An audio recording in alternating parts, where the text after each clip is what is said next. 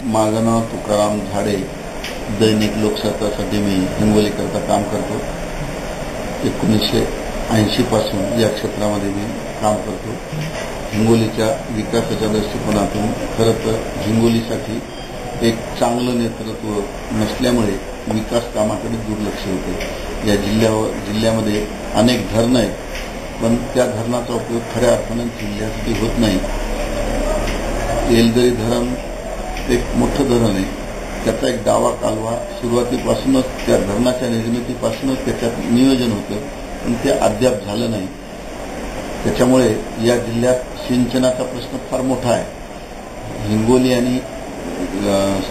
हिंगोली आणि परभणी हा एकत्र जिल्हा असताना सिंचनाचा जो आराखडा आहे, सिंचनाचा जो काही आलेख आहे, तोच आतापर्यंत दाखवून शासनाकडून आतापर्यंत सिंचनाच्या बाबतीत कुठलीही दखल घेतलेली नाही।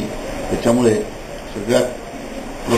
सर्वप्रथम सिंचनाच्या प्रश्नावर या लक्ष देण्याची गरज आहे आणि त्यासाठी चांगले नेतृत्व आमच्याकडे नाही, म्हणून नुकसान होते। आणि जिल्हा होऊन 10 वर्षाचा काळ लोटला असताना या जिल्ह्यात आतापर्यंत जिल्हास्तरीय अनेक 10 ते 15 कार्यालय कार्यरत झाले नाहीत। त्याच्यामुळे बऱ्याच अडचणी येतात। जे काही कार्यालय आहेत तिथे आज उपजिल्हाधिकारी सारखे 3-3 उपजिल्हाधिकाऱ्यांची संख्या कमी आहे। वसमत, हिंगोली उपजिल्हाधिकारी अनेक दिवसापासून बदलीवर गेले, ते आतापर्यंत मिळाले नाही।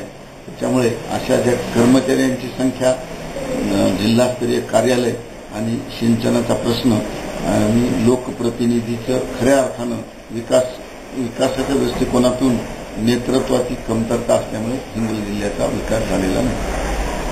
माहिती दिली त्याबद्दल धन्यवाद सर।